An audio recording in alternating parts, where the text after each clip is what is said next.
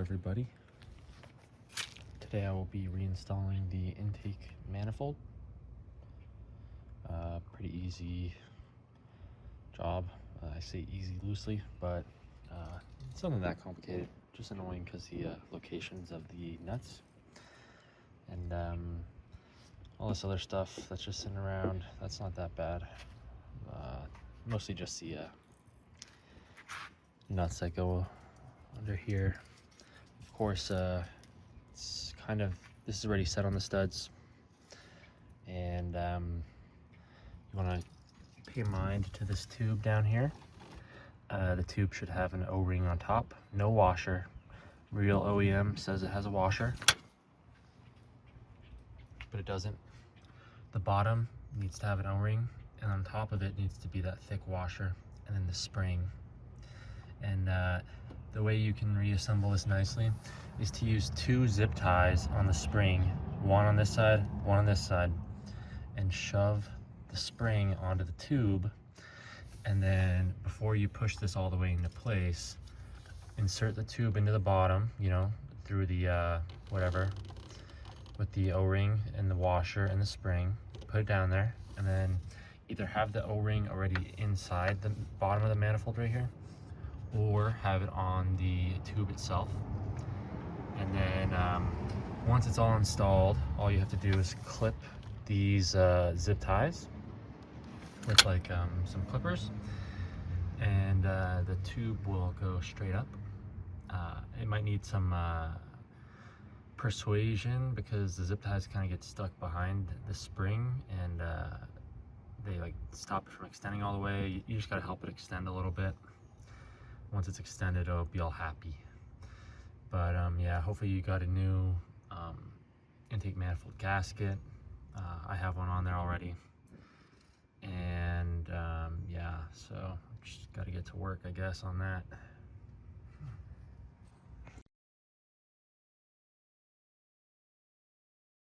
I'm going to start with all the ones in the middle. That's how you're supposed to work them for the torque sequence. Like crisscross from the middle out. I got this one going on there right now. Just using some 4th inch drive, a low profile Coke and Z socket, 12 mil, at least on my car. I know on other cars it's different. But on my car these are 12 mil. So that's one down. Gonna load up my sockets with another nuts.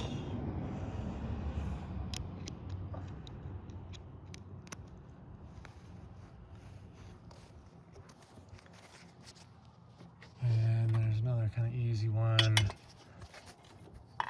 Right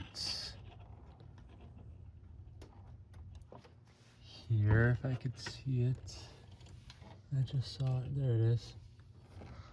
Right down there.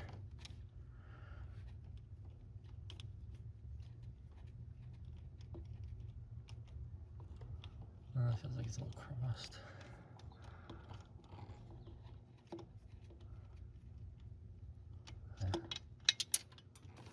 Oh, well, I dropped the nut. That one went on. Just make sure not to cross thread them if they're not going on easily. There might be, it's probably cross threading, so just keep that in mind. Just back it off, try again with a better angle. For like 22 newton meters, like it's like 16 foot-pounds. That is the inner 2 nuts done. You know, one here, one here. I'm gonna keep working outwards. So I start with this one, then that one. So I'm gonna do this one next, and then work to this one, and then keep going from there. There's 2 nuts per cylinder. Usually one lower, one higher.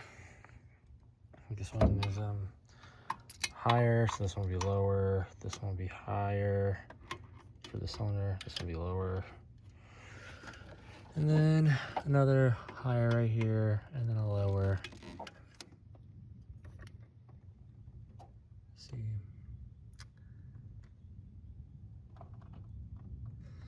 And then this side is identical. I think it just flipped. Well, not really. It's actually more similar to, like, you see lower, then higher, lower, higher. It's really hard to show back there. Anyways, just be really careful when you're putting on this side, because if the nut falls out of the socket, it'll probably fall behind the starter. And if it's really behind the starter, you're gonna have to take off the intake manifold again. So it's gonna like erase all the progress you made. Keep that in mind. I actually had to take off the intake manifold because one of the nuts came off. So this time I just decided to get all the nuts on there before I bothered torquing them, just so I didn't have to repeat the torquing again and again if one of the things fell over. I just started shoving a little piece of paper to like kind of shim the nut inside the socket so it wouldn't slip off at all. These back ones, these 3, they're like the 2 for this cylinder, the 1 for this one on the side. They're quite challenging. I kind of like to reach up and under like this so you can kind of feel where they are. This one all the way in the back is just right here. It's not that bad. Still, there's not that much room right there, especially with the coolant hoses attached for the heater core. But yeah, so now I'm gonna torque them going outwards, starting in the middle, doing a star pattern, like 16 foot-pounds and another 22 newton meters. After you torque it, you'll have these 2 bad boys. These, they just go on the studs that come off right here, and they face like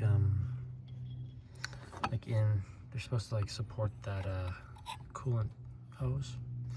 So here's one for example. The front one is also supposed to support the wiring harness right here, as you can see. So let's see. Just get this on there first. And we're just gonna scoop up the hose at the same time. The hose, it can be reconnected now. It had to come out for the intake manifold to pull off. Talking about this hose right here for the thermostat housing. And you see how that kind of just sits right there. And then this one can go in front of it. Beautiful. And then I am gonna just put on this coolant hose right here. It's a little bit of a pain. You can see that it's like very thin clearance to get up there because the intake manifold, but you'll kind of get it. Just wiggle it on there. Let's see if I can. It doesn't like me today. All right, that was pretty good. Just right on there. And then here's the hose clamp. You're gonna wanna make sure that's already on there. If it's not, it's a problem. This thing's gonna have to squeeze past the intake manifold. Hopefully I can do it with one hand.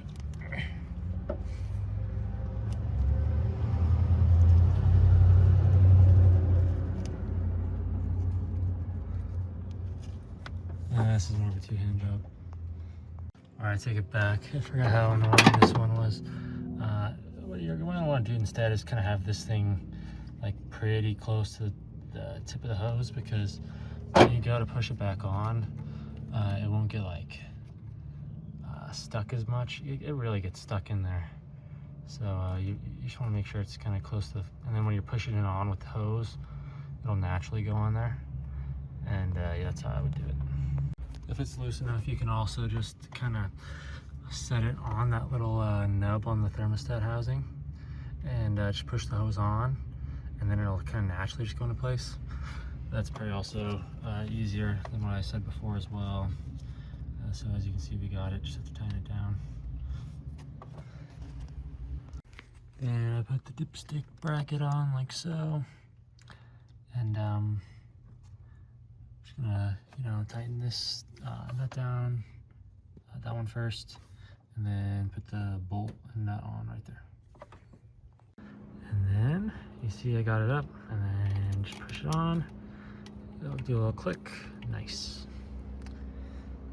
Now they are clipped. Try to pull them out with pliers. If they get stuck, I wouldn't really worry about it. Just make sure the spring fully extends and there's a good pressure upwards and downwards on both like O-rings.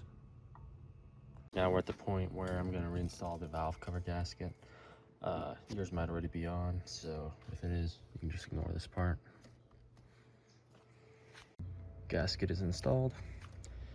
I'm using a Felpro because I had problems with the Victor Rein's gasket.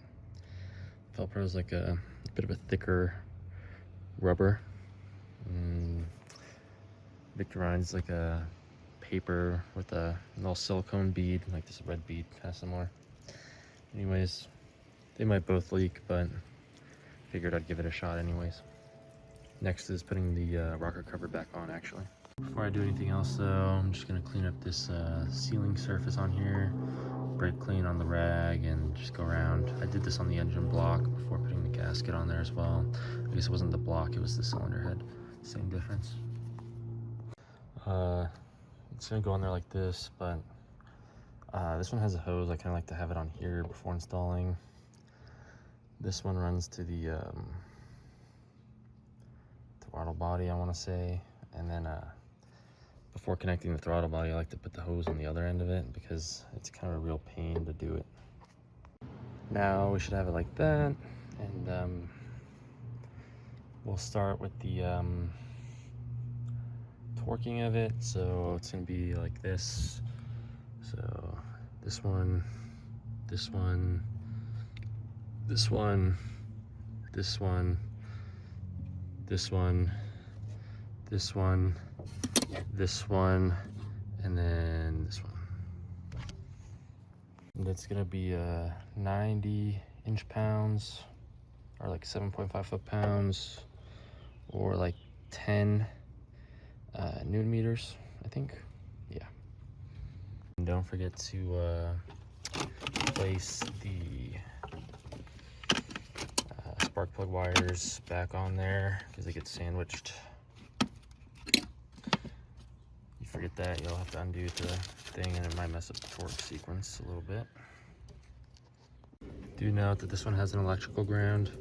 I think it's like rather important, so you're gonna want to make sure that the strap going from right here on the chassis, at least on my car, to right here on the cylinder head, you're gonna want to make sure that's on there. Make sure it's nice and clean.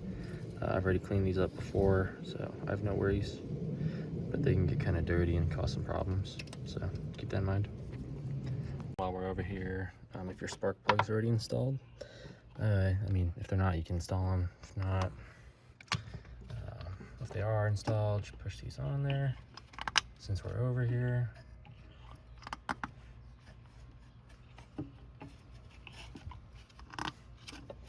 using NGK ZGR5As.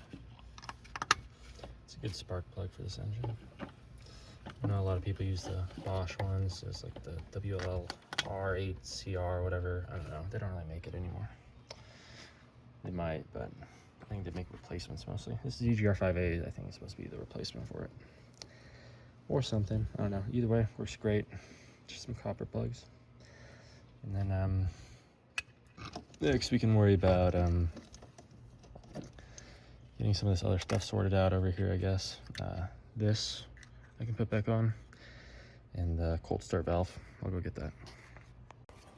So this piece, but I'm gonna go ahead and grab our good old friend, the cold start valve.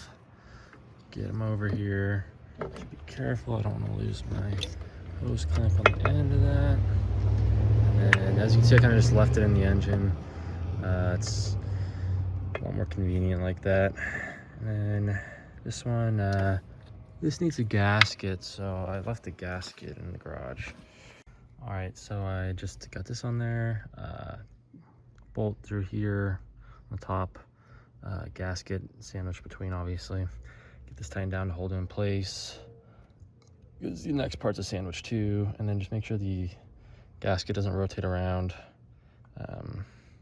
because the next part's a sandwich. This was just sitting in the sun right here, so now it's really hot and it's burning me.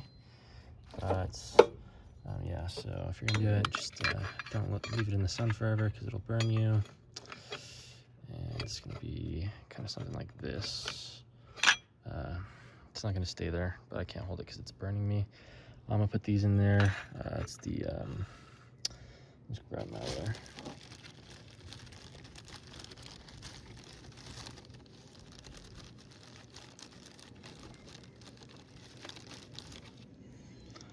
These bad boys with the big washers.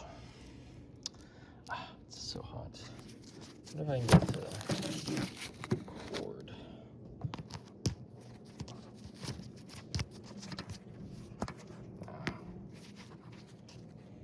It's probably easier to start with these two first to get it lined up and then do these ones, but I started with these ones, so it's just how we're rolling. But yeah, next is the sandwich goes through there with the other two bolts that came out of the cold start valve. Just make sure you get the gasket in the right orientation. It's not like hanging out anywhere funny, because that will cause problems. So, the other two bolts, and I will install them.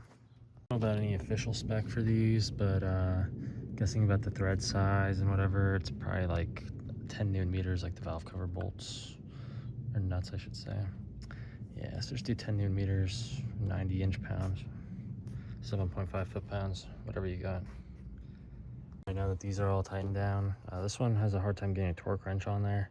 I'm sure you could use like a crow's foot or something if you have that. But if you don't, just do like, I just torqued these. And then I went to this one, was like about the same feeling on the wrench, just, you know, snug, whatever. And then, yeah, now just tighten these down. If you want, you can plug these back in.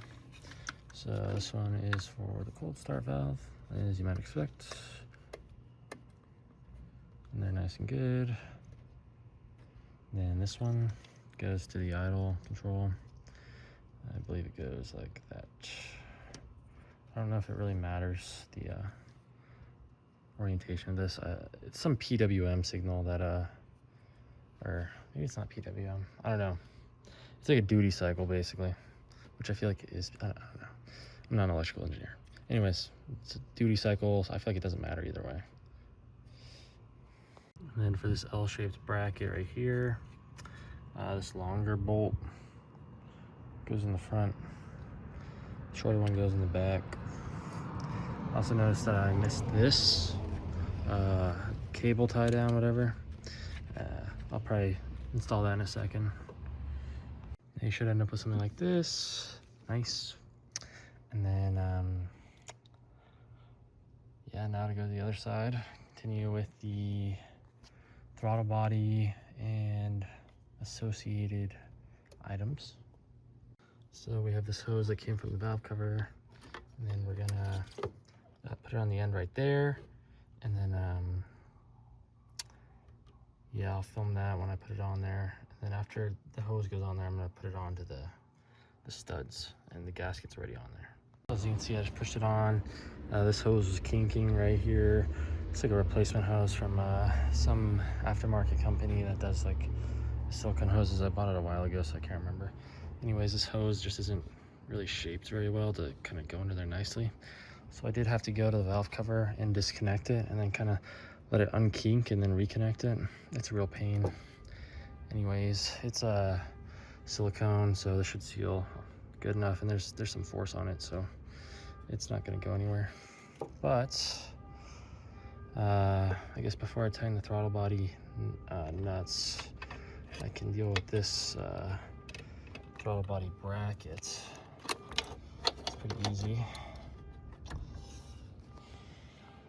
So I got all the throttle body nuts on there. They're not yet torqued.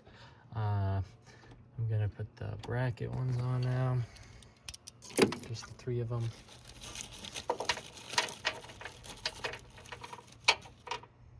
These ones should all have, well, at least mine, I'll have a washer. Well, maybe 2 of them have a washer. These little washers just tend to go missing. If anyone else has like worked on your car, before you got it, which is highly likely. Let's get these started. The alignment's kind of weird because there we go. It's one.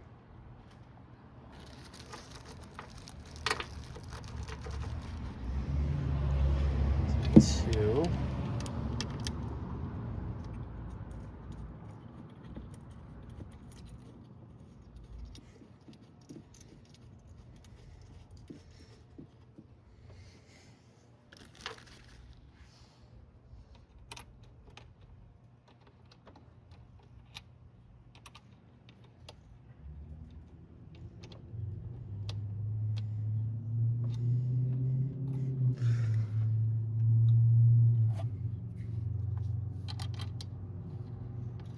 Doing this with two hands is way easier. But just make sure it's aligned and it'll thread in.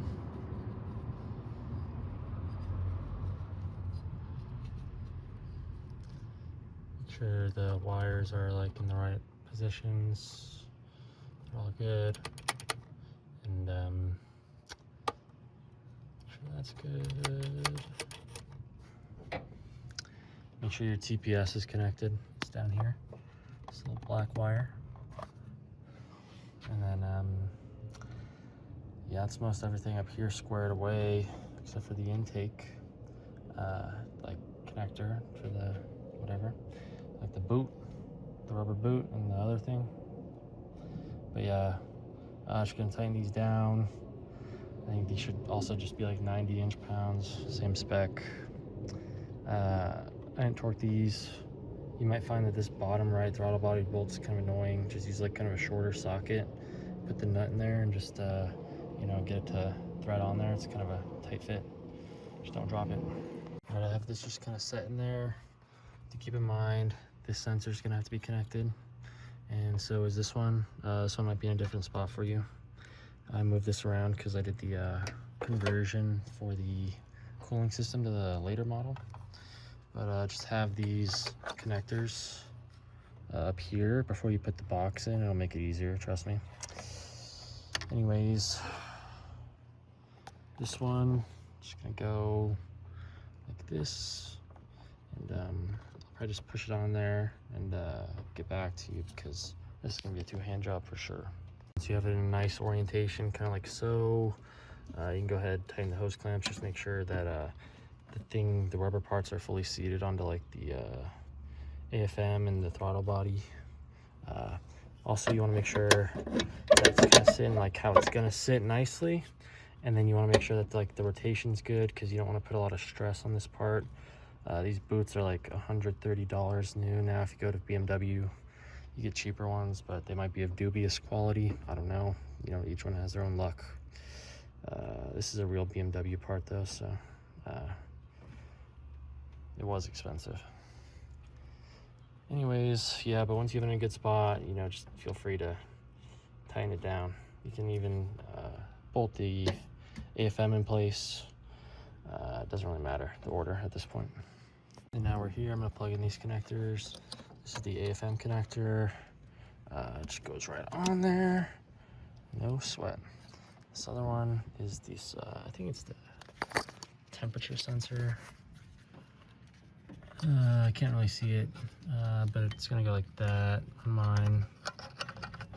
Then I think that was it.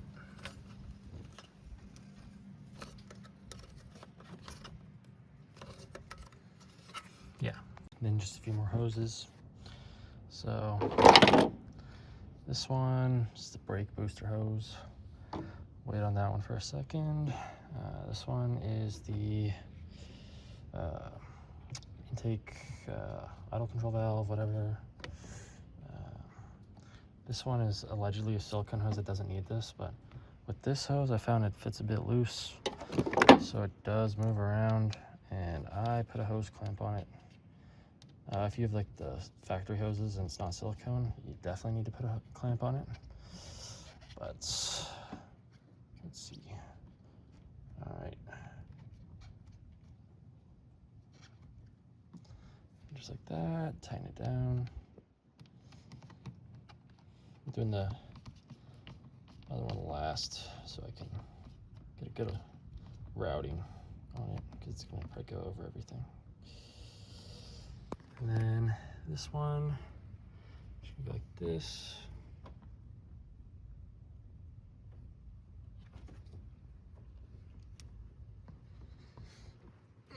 This one's silicone, but I think since they don't want to be liable or whatever, they're like, oh, it's the brake one, you need to put a hose clamp on it. Or maybe there's some physics I don't understand about the brake master and it's being higher force or something, being able to get blown off. I don't really know. Let's just loosen this one a little bit more with my hand. And should, oh, close.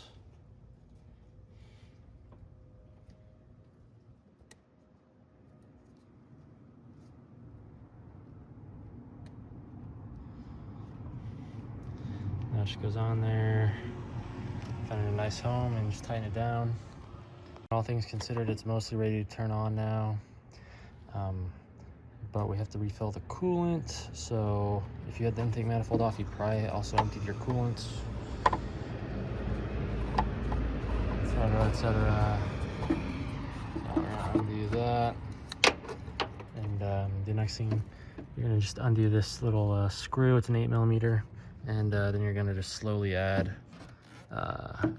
coolant to the reservoir, or the overflow, no, expansion tank. All right, I filled it all the way up, and this thing started leaking out. But if you've ever dealt with this engine before, you know that there's probably an airlock in this hose on the top. So you're gonna have to take this off and kind of burp it, like release the air, and then real quickly push it back on and tighten it down. And that'll make your experience bleeding this a lot easier. Now, assuming you've reconnected everything, it should turn on, and yeah, it should you should just bleed the coolant. And if you dealt with the airlock, it'd probably be pretty easy. And yeah, just go from there.